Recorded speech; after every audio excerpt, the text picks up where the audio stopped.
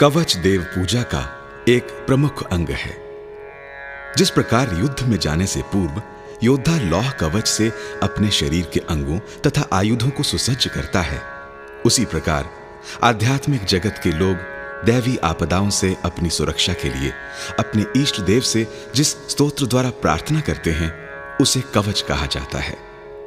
यथा शस्त्र प्रहाराणाम कवचम प्रतिवारणम तथा दैवोपघातनाम शांतिर्भवति वारणम। अर्थात जैसे शस्त्र के प्रहार से चर्म अथवा धातु का बना हुआ कवच अर्थात ढाल रक्षा करता है, उसी प्रकार दैवी आघात से कवच रक्षा करता है। कवच स्तोत्र में सर्वप्रथम विनियोग किया जाता है। विनियोग में यह बताया जाता है कि मंत्र या स्तोत्र का प्रयोग किस संदर्भ में किया गया है, उसके देवता कौन हैं, ऋषि कौन हैं, छंद कौन सा है, कौन सी दैवी शक्ति है। इस प्रकार विनियोग द्वारा मंत्र स्तोत्र का पूर्ण परिचय दिया जाता है। तत्पश्चात इष्ट देव का ध्यान किया जाता है।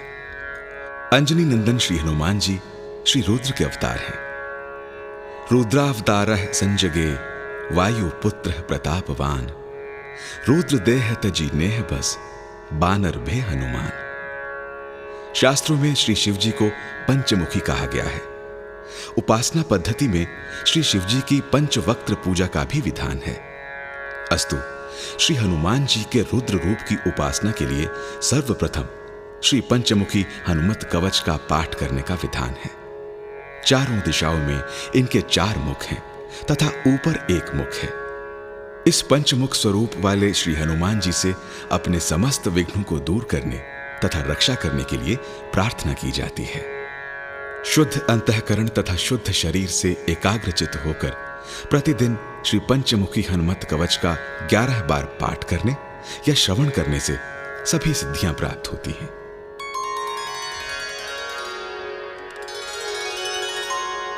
अथ पंचमुखी हनुमत कवचम।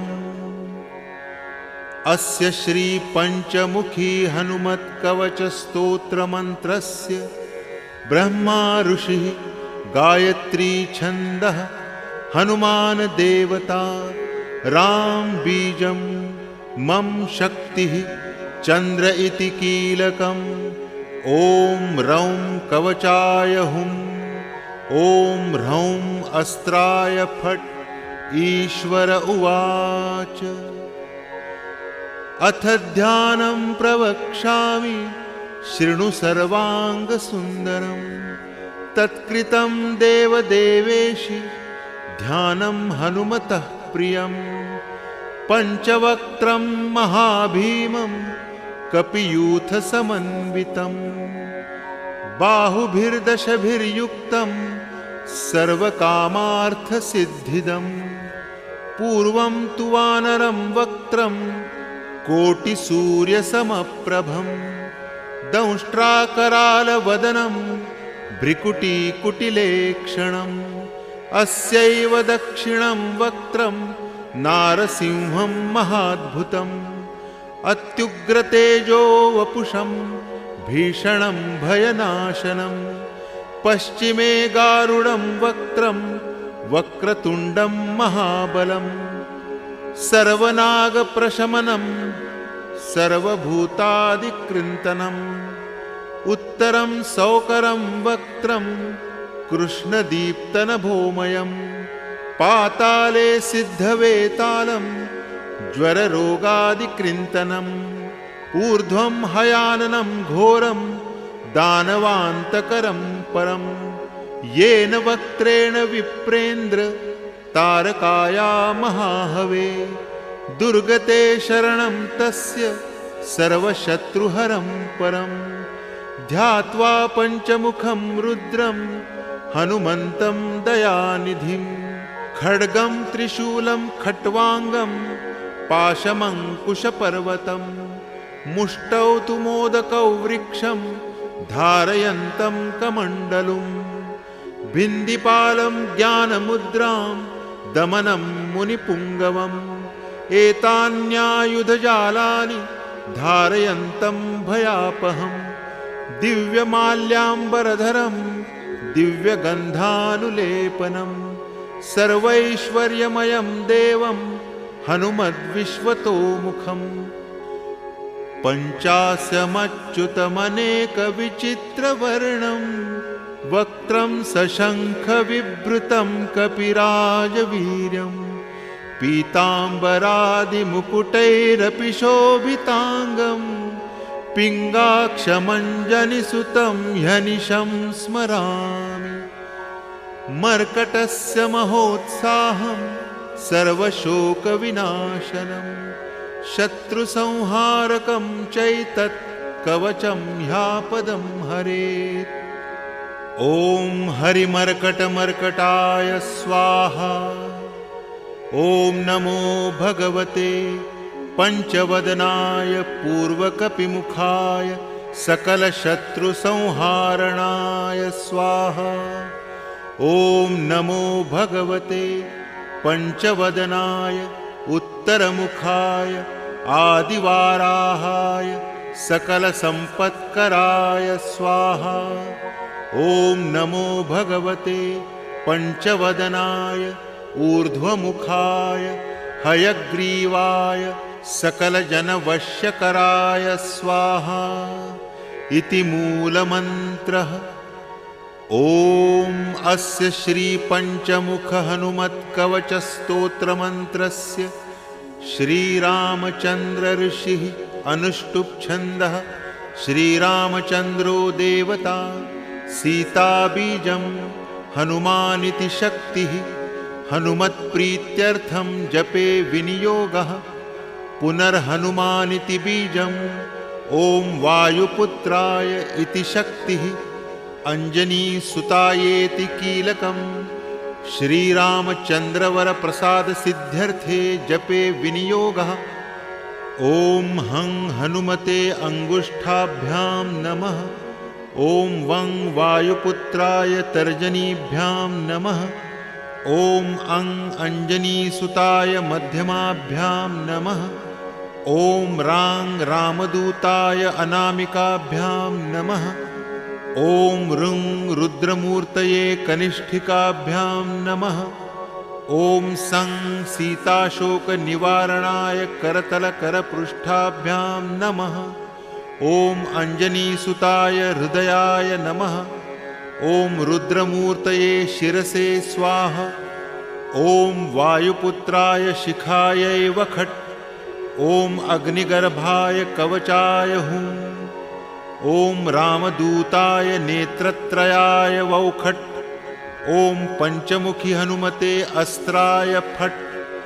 अथ ध्यानं श्रीरामदूताय आञ्जनेयाय वायुपुत्राय महाबलाय सीताशोकनिवारणाय महाबलप्रचण्डाय लङ्कापुरीदहनाय फाल्गुनसखाय कोलाहलसकलब्रह्माण्डविश्वरूपाय सप्तसमुद्रनिरन्तरलङ्घिताय पिङ्गलनयनाय अमितविक्रमाय सूर्यबिम्बफलसेवाधिष्ठितनिराक्रमाय सञ्जीवन्या अङ्गदलक्ष्मणमहाकपिसैन्य प्राणदात्रे दशग्रीवविध्वंसनाय रामेष्टाय सीतासह रामचन्द्रवरप्रसादाय खट्प्रयोगागम पञ्चमुखी हनुमन्मन्त्रजपे विनियोगः। ॐ हरिमर्कटमर्कटाय स्वाहा। ॐ हरिमर्कटमर्कटाय वं वं वं वं वं फट् स्वाहा। ॐ हरिमर्कटमर्कटाय फं फं फं फं फं फट् स्वाहा। ॐ हरिमर्कटमर्कटाय खं खं खं खं खं मारणाय स्वाहा। ॐ हरिमर्कटमर्कटाय ठं ठं ठं ठं ठं स्तम्भनाय स्वाहा। ॐ हरिमर्कटमर्कटाय डं डं डं डं डं आकर्षणाय सकलसम्पत्कराय पञ्चमुखवीर हनुमते स्वाहा। ॐ उच्चाटने ढं ढं ढं ढं ढं कूर्ममूर्तये पञ्चमुख हनुमते परयन्त्र परतन्त्रोच्चाटनाय स्वाहा। ॐ कं खं गं घं ngं चं छं जं झं ञं टं ठं डं ढं णं तं थं दं धं नं पं फं बं भं मं यं रं लं बं शं शं सं हं क्षं स्वाहा इति दिग्बन्धः। ॐ पूर्वकपिमुखे पञ्चमुख हनुमते ठन् ठन् ठन् ठन् ठन् सकलशत्रुसंहारणाय स्वाहा। ॐ दक्षिणमुखे पञ्चमुख हनुमते करालवदनाय नरसिंहाय रां रां रां रां रां सकलभूतप्रेतदमनाय स्वाहा। ॐ पश्चिममुखे गरुडासनाय पञ्चमुखवीर हनुमते मं मं मं मं मं सकलविषहराय स्वाहा। ॐ उत्तरमुखे आदिवाराहाय लं लं लं लं लं नरसिंहाय नीलकण्ठाय पञ्चमुख हनुमते स्वाहा। अञ्जनीसुताय वायुपुत्राय महाबलाय रामेष्टफाल्गुनसखाय सीताशोकनिवारणाय लक्ष्मणप्राणरक्षकाय कपिसैन्यप्रकाशाय सुग्रीवाभिमानदहनाय श्रीरामचन्द्रवरप्रसादकाय महीवीर्याय प्रथमब्रह्माण्डनायकाय पञ्चमुख हनुमते भूतप्रेतपिशाच ब्रह्मराक्षसशाकिनी डाकिनी अंतरिक्षग्रह परमंत्र परयंत्र परतंत्र सर्वग्रहोच्चाटनाय सकलशत्रुसंहारणाय पञ्चमुख हनुमद्वरप्रसादक सर्वरक्षकाय जं जं जं जं जं स्वाहा।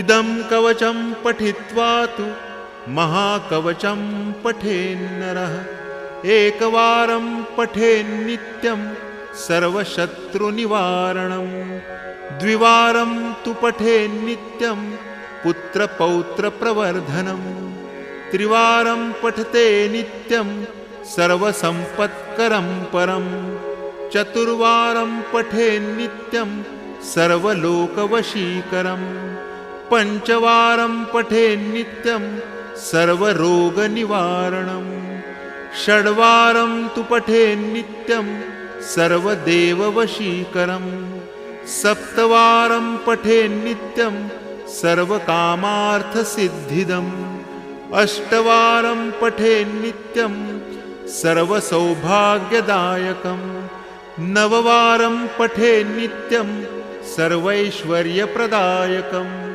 दशवारं पठेन्नित्यं त्रैलोक्यज्ञानदर्शनम् एकादशं पठेन्नित्यं सर्वसिद्धिं लभेन्नरः कवचस्मृतिमात्रेण महालक्ष्मीफलप्रदम्। ॐ पञ्चमुखी हनुमत्कवचम् ॐ तत्सत्।